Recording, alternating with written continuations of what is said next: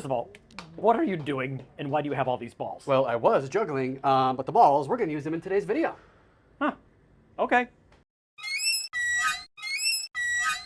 Do you wake up with a sore back every morning? And you feel like no matter how much you stretch, the stiffness always comes back? Do you have discomfort in your lower back that impacts the way you move? Maybe you've tried other techniques for your lower back and the results just don't last. Is there any way to get our lower backs to stop being so achy and stiff? Is your lower back pain stopping you from doing the things you like to do in your life? Hi, I'm Dr. Ben Quist. And I'm fitness expert Jeremiah Kruger. And today we're going to show you a simple 3-step sequence to help keep your back the opposite of stiff.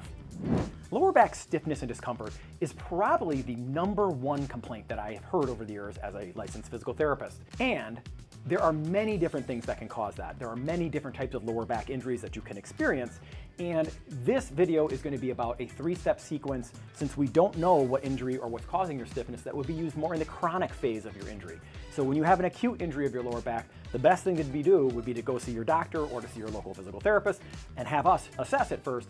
But if you've had back pain for a while, this is a wonderful 3-step sequence to help you unstiff yourself. This may not completely fix whatever underlying injury you have in your lower back, but it certainly many times can help. You know how you floss your teeth every day, or at least I do, I don't know about Jeremiah? This is kind of the same thing, a real quick thing that you would do on a daily basis to floss your back and get it ready for the day. All right, we're gonna show it to you right now. All right, here's step #1. I'm going to address the back muscles that are often very tight when you think of a stiff back. This is the Quadratus lumborum. I'll pop a graphic up here of the shape of the muscle, but ultimately it's a rectangle attaching your hips to your spine or your ribs. So it's a long muscle on either side of your spine. For me, when I was experiencing back pain, it was worse on my right side. So I'm gonna face it differently here so I can show you how you would set this up. This can be a fairly tedious process in the beginning until you figure out where your exact spot of discomfort is, but once you figure it out, you'll know.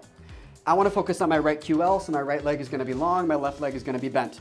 I'm going to set the ball down on the ground, and I'll first try to find the top of my hip bone and then lie back. For a lot of you, if you have a really tender, stiff back, you might not even be able to get to this position. It might be really uncomfortable, so maybe you try a less dense ball than this or a foam roller. Here's the less dense ball, it's more foam. That would be a lot less intense. This is pretty hard rubber, so this one is intense, but I've come a long way. So I'll place it on my back. I'm gonna start a little bit more on my side near my oblique, and then I'm gonna roll and lift my left butt cheek up off the ground and get to the side of that QL muscle. Maybe that's a tender spot for me. Maybe it's not. Maybe I adjust it and move a little closer to the spine. Maybe I roll up closer to my ribs, or I roll closer down to my hip bone. We're all gonna have different tender spots, but find that spot, and there's a few things you can do. #1, the starting place for most people is gonna be applying pressure and breathing. Treat your breaths almost like repetitions of an exercise. I'm gonna spend 3 deep breaths on the spot of discomfort. Oh, we're tight right there. Okay, I found it. I'm gonna take 3 deep breaths. Fast forward 3 times, assume I did that. Next, I've reduced the discomfort a little bit, so I might move up the muscle to a different spot. Another spot of discomfort, another 3 breaths. Okay, I've now progressed past the point where the breathing and the pressure alone is not necessarily enough, so I'm gonna add something that a lot of you will not be able to do right off the bat, and it is essentially doing a crunch, lifting my shoulders up off the ground, pressing my lower back into the ball. Rest. Rest. That's pretty intense. Another option, a little bit less intense, might just be raising your leg up off the ground a little bit. Still, again, as long as you get that little bit of a posterior tilt in your pelvis, that increases the stretch quite a bit, or the discomfort quite a bit. Ultimately, what you want to do is increase pressure on the muscle and decrease pressure. A whole lot of different ways to do it. Spend time doing it on one side, spend more time if my right side is more painful than my left side, I'll spend more time on the right than I will on the left. An awesome way to do this. All right, just because this area is so tender on most people, we're gonna give you a few more options here. Another option is still focused on the right side, the ball's still on my QL, still on those tender spots. I'm going to externally rotate my leg and just lower my knee down towards the ground. If you're someone with a tight QL, maybe down towards the ground. If you're someone with a tight QL, you're definitely gonna feel this. But if you've come a long way, like me, and maybe you're not so tight in the QL anymore, you'll use both legs and you're gonna let your spine rotate a little bit onto the side of the ball. And holy crap, does that get a lot more intense. Breathe, muscles relax, maybe you come out of it. If it feels good, you can also just hang out on that spot. Going for the second maneuver. So that first one should have taken you a minute or two. Moving into the second one, which is going to be for the hip flexor muscle group, which is the iliacus and the psoas major and minor muscles. Also using a ball. The most important thing with this is the placement of the ball. And when you do the QL mold that Jeremiah showed you, it unlocks kind of those lower back muscles. When you do this one, it unlocks the muscles in the front. So it just kind of unlocks the entire spine, which is really, really nice. So when you place the ball, what you want to be thinking of is using your belly button as a reference point, and the ball should be lateral to your belly button, okay? So an inch or so or two to the side, okay? Each of these different mobs that we're showing you, you need to do them on the right and the left. So just in case you're wondering, you wouldn't do just one side, you do them both. So anyways, I'm gonna place the ball, slide it over to the side, and then from there, you kind of just relax your stomach muscles, letting your body kind of mold over the top of the ball. And what I do is just do a little bit of lateral motion back and forth until I feel like I'm on that muscle group. And you're gonna know, because you're gonna feel a dull ache of pressure when you get onto it. So when I shift a little bit to my right, I feel that pressure coming, and I know that I'm on my iliopsoas muscle group, kind of the top attachment where it attaches into the front part of the spine.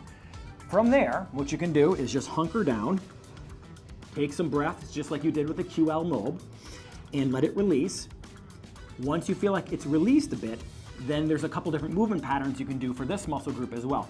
The first one would be doing a little bit of extension through your back. So kind of like that prone on elbows position, extending up, holding for a moment, and then right back down, extending up, holding for a moment, and then right back down.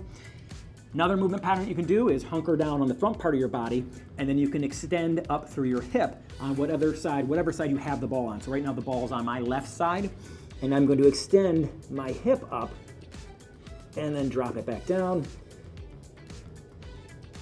getting some movement that way. And those are those pin and move type techniques where we're kind of pinning the muscle down and then we're moving the muscle over the ball. So give that one a try as well. That's number 2. Let's move on to number 3.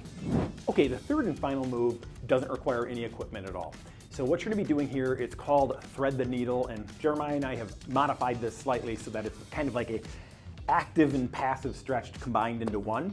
So what you're gonna do is you're going to try to hunker back onto your hips. So try to get your butt as close to your heels as possible.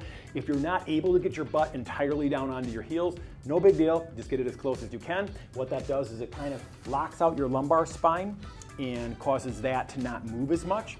And what we're gonna be doing with this move is we're gonna be trying to mobilize the thoracic spine. The thoracic spine is the kind of workhorse of rotation. It's tight on many people, and when the thoracic spine is tight, typically the next thing that has to move is the lumbar spine. So unlocking this area on a daily basis is another really good technique to make sure that you're starting your day with your lower back in the best possible way to give you a pain-free day. So Jeremiah is sitting back, he is pushing his hand underneath the body, and he's going into rotation at his spine through here, holding there for a breath or two, and then reversing the movement and then coming up tall. When you're doing this, you want to think of keeping your shoulder down so you're not kind of hunching up at that neck, and then switching positions, coming back through, holding down there, and again, we're kind of loosening that spine into rotation all the way through and pressing back up. You would probably do roughly about 20 seconds on your left side and then do 20 or 30 seconds on the opposite side, and that completes all 3 moves. Okay, easy peasy, right? Pretty much. 3 simple moves.